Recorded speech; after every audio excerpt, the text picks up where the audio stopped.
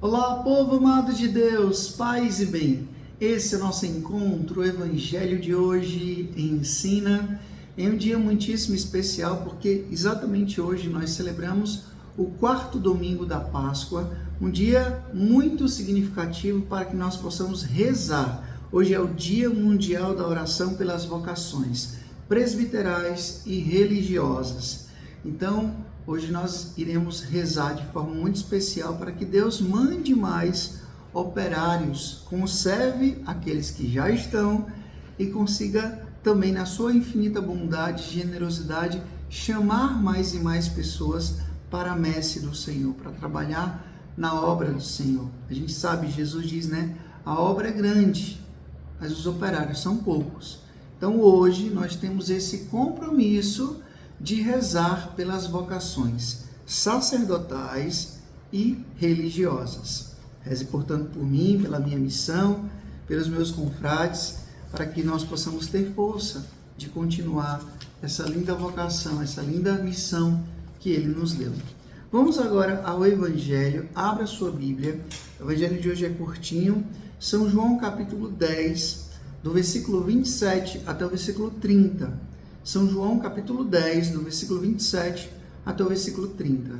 O Senhor esteja convosco, Ele está no meio de nós. Proclamação do Evangelho de Jesus Cristo, segundo São João. Glória a vós, Senhor. Naquele tempo disse Jesus: as minhas ovelhas escutam a minha voz, e eu as conheço e elas me seguem.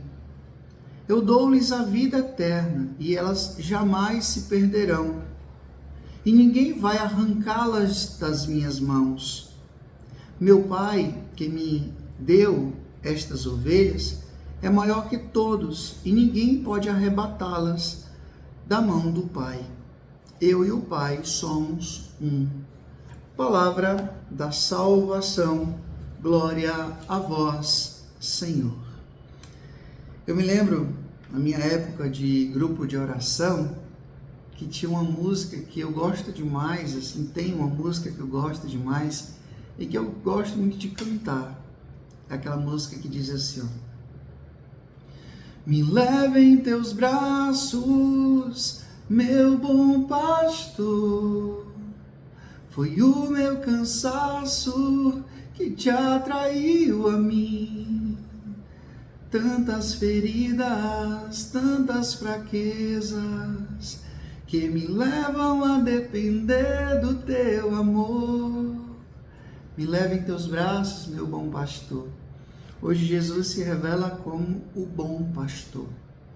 O pastor que é interessado por cada ovelha de forma singular. Veja, Jesus, ele não é um mercenário. Ele não ama a ovelha por causa da lã, por causa da carne da ovelha. Ele não protege a ovelha simplesmente por interesses pessoais, partidários, ou financeiros. Não. Ele ama a ovelha. Tanto que ele diz: eu conheço as minhas ovelhas, elas ouvem a minha voz e me seguem. Existe esse adjetivo bom. Jesus é bom pastor. É interessante que Jesus não chama os discípulos para serem bons pescadores de homens. Não. Ele chama pescador. Vinde, eu vos farei pescadores de homens. Mas quando se trata do pastoreio, que era algo muito comum na época de Jesus, ele usa esse termo bom. Por quê? Porque existiam os maus pastores. E os maus pastores eram aqueles que não eram comprometidos com o cuidado da ovelha. Eles não se importavam, por exemplo, se uma ovelha se desgarrasse, ela saísse do redil, porque vocês sabem, diferente do vaqueiro que vai, ali levando atrás, a boiada, o pastoreio não. O pastor vai na frente e as ovelhas vão seguindo. Então era fácil sempre alguma ovelha sair do redil sem o pastor ver. E ela se perdia. Entrava ali por uma vereda e podia se perder. Se o pastor fosse bom, o que ele faria? ele iria deixar aquelas 99 ovelhas no redil e ir em busca, ir atrás daquela que se perdeu. Por quê, gente? Porque a ovelha, ela não é um animal orientado assim, né? Por exemplo, tem gato que anda, mas volta para casa. Às vezes tem até passarinho. Eu lembro que lá em casa tinha um passarinho que voava, depois voltava para casa. O jumento, às vezes botava ali a ancoreta no jumento para pegar água, e o jumento sabia, interessante, instintivamente, sabia direitinho o caminho de casa. O cachorro também. Agora a ovelha não. A ovelha, ela é tonta, ela é desorientada. A ovelha, ela não consegue voltar para casa sozinha. Ela não consegue se orientar, ela não consegue. Então, a ovelha, quando saía do rebanho e ela se perdia, e se ela se envolvesse ali em um espinheiro, ela iria ficar ali berrando até morrer.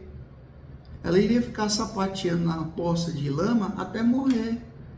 Então ela precisa que o pastor vá atrás. E Jesus diz: eu sou esse bom pastor. Esse bom pastor que vai em busca. Sim, Frei, mas por que o senhor está dizendo tudo isso?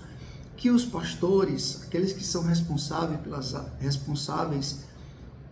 pelas almas que Jesus lhes confiou, precisa ter esse zelo, precisa ter esse cuidado, precisa ter esse amor pelas ovelhas, porque senão o rebanho se perde. Se o pastor é ruim, ele não se dedica, ele não tem zelo. E é interessante que a palavra zelo, não sei se vocês sabem, mas quer dizer rosto corado. Um pastor, ele não pode estar com o rosto corado, ali deitado numa rede, se balançando, sem se importar, sem se movimentar pelas ovelhas. Hoje Jesus se revela como um bom pastor para nos dar exemplo de que a gente precisa se preocupar com as almas. Ah, Frei, isso é coisa só de padre e de freira? Também. Mas também um dever de um pai. Um pai de família, ele é também um pastor. A mãe em uma família, ela é também uma pastora. Se você é responsável dentro de uma pastoral, de um movimento, de um grupo, de orientar pessoas, você também está nessa mesma posição de pastor, de pastora. E você tem que zelar por isso. Cada ovelha que é colocada na sua responsabilidade precisa ser cuidada, precisa de orientação, precisa de zelo. Então hoje eu peço a você que a gente possa colher esse exemplo de Jesus, bom pastor, que cuida de nós, que zela por cada um de nós, que nos protege, que nos guarda, que nos corrige. Às vezes o pastor, a ovelha, quando ela era muito teimosa, ele às vezes quebrava a patinha da ovelha e colocava nos ombros, por isso que tem aquela imagem de Jesus com a ovelha no pescoço aqui, né?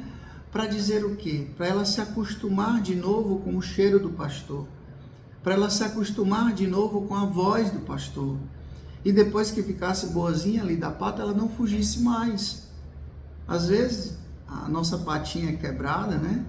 Para que a gente possa estar mais perto de Deus, se acostumar de novo com a voz dele, com o cheiro dele, e não querer fugir, sabendo que para Jesus nós somos únicos. Ele conhece cada ovelha pelo nome. Ele nos conhece de forma singular e não como uma multidão. Abramos o coração a esse grande mistério. Rezemos pelas vocações. A messe é grande e os operários são poucos. Então reze pelas vocações, para que tenha mais e mais pessoas dedicadas e zelosas para a salvação das almas. O Senhor esteja convosco, Ele está no meio de nós. Que Deus Todo-Poderoso vos abençoe, Ele que é Pai, Filho e Espírito Santo. Deus nos dê o céu, paz e bem. Até amanhã, se Deus quiser.